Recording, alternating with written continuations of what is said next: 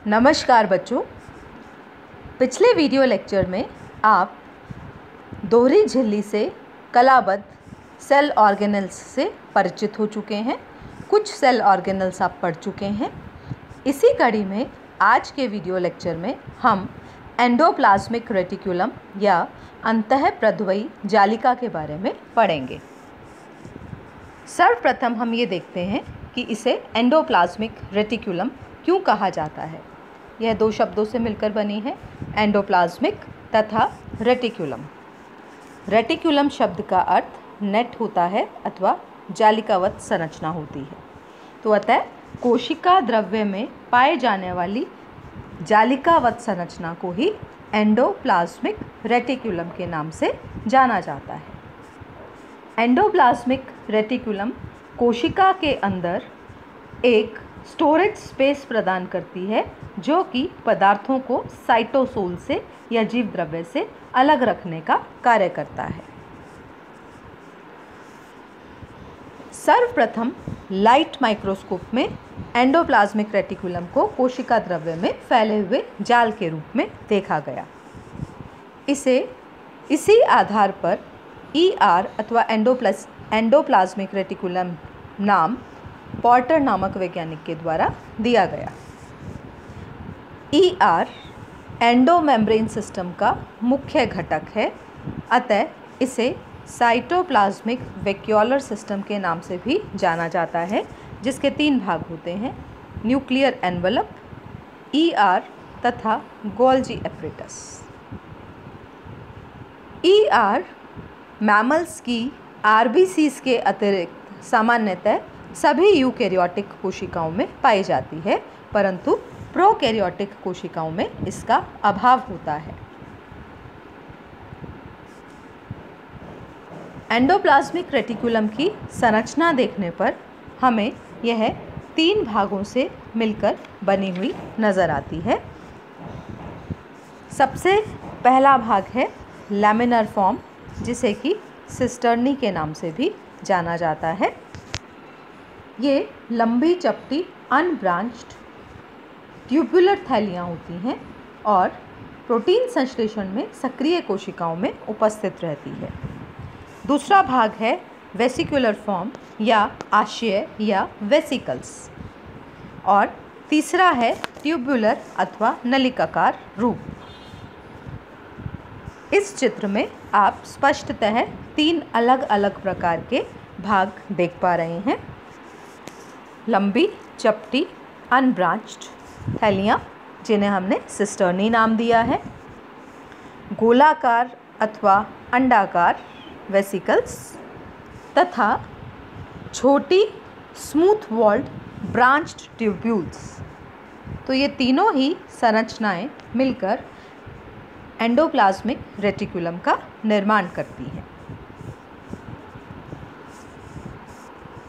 इस चित्र में आप देख पा रहे हैं कि किस प्रकार ER न्यूक्लियस से तथा साइटोप्लाज्म से संबंधित होती है।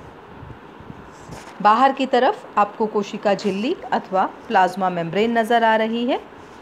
प्लाज्मा मेम्ब्रेन तथा न्यूक्लियस के मध्य आपको एंडोमेम्ब्रेन सिस्टम के रूप में एंडोप्लाज्मिक रेटिकुलम के विभिन्न भाग यथा सिस्टर्नी, वेसिकल्स तथा ट्यूब्यूल्स के रूप में ये नज़र आ रही है। इसी चित्र में आप देख पा रहे हैं कि बाहर से देखने पर एंडोप्लाज्मिक रेटिकुलम स्पष्टतः 2 प्रकार की नज़र आती है। ये 2 भिन्न भिन्न प्रकार राइबोसोम्स की उपस्थिति अथवा अनुपस्थिति के आधार पर निर्धारित किए जाते हैं। इस चित्र में एंडोप्लाज्मिक रेटिकुलम का वह भाग जिस पे आपको ऐसी दानेदार संरचनाएं नज़र आ रही हैं, इसे कहा जाता है रफ एंडोप्लाज्मिक रेटिकुलम, और दूसरा भाग जिसमें कि आपको चिकनी प्रकार की या बिना राइबोसोम्स के एंडोप्लाज्मिक रेटिकुलम नज़र आ रही है, इसे कहा जाता है स्मूथ एंडोप्लाज्मिक रेटिकुलम। तो इस प्रकार राइबोसोम्स की उपस्थिति अथवा अनुपस्थिति के आधार पर एंडोप्लाज्मिक रेटिकुलम के 2 प्रकार होते हैं। पहला प्रकार है SER या स्मूथ एंडोप्लाज्मिक रेटिकुलम या ए ग्रैन्युलर एंडोप्लाज्मिक रेटिकुलम। इस प्रकार की ER में स्मूथ वॉल्स पाई जाती हैं क्योंकि इसकी भित्ति पर राइबोसोम्स अटैच्ड नहीं होते हैं। स्मूथ वॉल वाली ER सामान्यतः ट्यूब्यूल्स की बनी होती है और इसमें ऐसी कोशिकाओं में यह सक्रिय होती है जिनमें कि लिपिड्स तथा ग्लाइकोजन की उपापचयी क्रियाएं चल रही होती हैं। लीवर सेल्स में इनकी बहुतायत पाई जाती है। एंडोप्लाज्मिक रेटिकुलम का दूसरा प्रकार है ग्रैन्युलर अथवा रफ एंडोप्लाज्मिक रेटिकुलम, जिसे RER के नाम से भी जाना जाता है। इस प्रकार की ER में रफ वॉल्स या खुरदरी सतह पाई जाती है क्योंकि इसकी झिल्ली पर राइबोसोम्स अटैच्ड रहते हैं। हमें पता है कि राइबोसोम्स प्रोटीन सिंथेसिस में महत्वपूर्ण भूमिका निभाते हैं, अतः ऐसी कोशिकाएं जो कि एक्टिवली प्रोटीन का निर्माण कर रही है उसमें यह RER बहुतायत से पाई जाती हैं। RER में मुख्यतः सिस्टर्नी भाग उपस्थित होता है। इस प्रकार RER तथा SER दोनों ही एंडोप्लाज्मिक रेटिकुलम के विभिन्न रूप हैं, राइबोसोम्स की उपस्थिति अथवा अनुपस्थिति के आधार पर। साथ ही कौन सा भाग डोमिनेंट रहेगा, अर्थात सिस्टर्नी भाग डोमिनेंट रहेगा अथवा ट्यूबुलर भाग डोमिनेंट रहेगा, ये भी इन दोनों टाइप्स पर निर्भर करता है। ER एक महत्वपूर्ण कोशिकांग है जो कि कोशिका में बहुत से कार्यों में महत्वपूर्ण भूमिका निभाता है, जैसे कि मैकेनिकल सपोर्ट अथवा यांत्रिक सामर्थ्य। यह एंडोमेम्ब्रेन सिस्टम के रूप में महत्वपूर्ण तंत्र है, अतः यह कोशिका को मैकेनिकल सपोर्ट प्रदान करने का कार्य करता है। दूसरा महत्वपूर्ण रोल जो कि एंडोप्लाज्मिक रेटिकुलम के द्वारा संपन्न किया जाता है वह है exchange of materials. Vacuolar system की मेम्ब्रेन्स में ऑस्मोसिस या परासरण का गुण पाया जाता है, अतः कोशिका के बाहरी तथा भीतरी भागों में संश्लेषित तथा विमुक्त पदार्थों के एक्सचेंज का रेगुलेशन भी इन्हीं मेम्ब्रेन सिस्टम के द्वारा किया जाता है। इसके अतिरिक्त मेम्ब्रेन फ्लो के माध्यम से विभिन्न पदार्थों के आदान प्रदान को भी अथवा इंट्रासेलुलर ट्रांसपोर्ट को भी एंडोप्लाज्मिक रेटिकुलम के द्वारा नियंत्रित किया जाता है। ER में स्पेशली स्मूथ ER की कलाओं में अनेक एंजाइम्स, स्टीरॉइड्स, फॉस्फोलिपिड्स तथा हार्मोन्स उपस्थित होते हैं जो कि उपापचय में भाग लेते हैं। ER की वृहद आंतरिक सतह विभिन्न एंजाइम्स को सबस्ट्रेट प्रदान करती है तथा सुविधाजनक अभिक्रिया को सुनिश्चित करती है।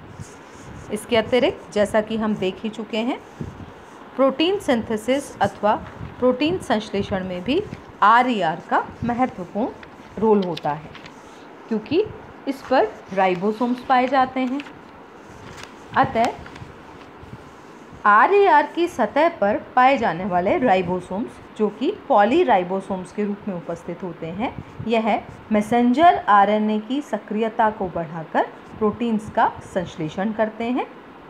यह संश्लेषित प्रोटीन ER की अवकाशिकाओं में स्टोर्ड रहते हैं और यहाँ से यह स्मूथ ER, गोल्जी कॉम्प्लेक्स तथा प्लाज्मा मेम्ब्रेन के द्वारा कोशिका से बाहर निर्यात कर दिए जाते हैं। इसके अतिरिक्त ग्लाइकोजन मेटाबॉलिज्म में भी ER का महत्वपूर्ण रोल होता है। स्पेशली स्मूथ एंडोप्लाज्मिक रेटिकुलम इसमें महत्वपूर्ण रोल प्ले करती है। इसी तरीके से लाइपोप्रोटीन्स का संश्लेषण भी स्मूथ एंडोप्लाज्मिक रेटिकुलम से रिलेटेड काम है। डिटॉक्सिफिकेशन में भी स्मूथ एंडोप्लाज्मिक रेटिकुलम द्वारा कोशिका से कई विषैले पदार्थों को बाहर निर्यात कर दिया जाता है। इसके अतिरिक्त अनेक प्रकार के साइटोमेम्ब्रेनस पदार्थों का निर्माण भी एंडोप्लाज्मिक रेटिकुलम की सक्रियता से ही किया जाता है। अतः विभिन्न प्रकार के मैक्रोमॉलिक्यूल्स के बायोसिंथेसिस में ER महत्वपूर्ण रोल प्ले करती है। इसके कार्यों को हम कॉमनली अथवा RER तथा SER द्वारा दोनों के कार्यों को भिन्न भिन्न रूप से भी स्टडी कर सकते हैं। अंतःप्रद्वयी जालिका की उत्पत्ति या तो केंद्रक कला से मानी जाती है अथवा मल्टी स्टेप मैकेनिज्म माना जाता है, अर्थात कई क्रमिक अंतर परिवर्तनों के पश्चात ही RER तथा SER दोनों एंडोप्लाज्मिक मेम्ब्रेन्स का निर्माण होता है। इस पूरी प्रक्रिया को अर्थात मेम्ब्रेन मॉडिफिकेशन में होने वाले केमिकल तथा स्ट्रक्चरल चेंजेस को मेम्ब्रेन डिफरेंशिएशन के नाम से जाना जाता है। धन्यवाद।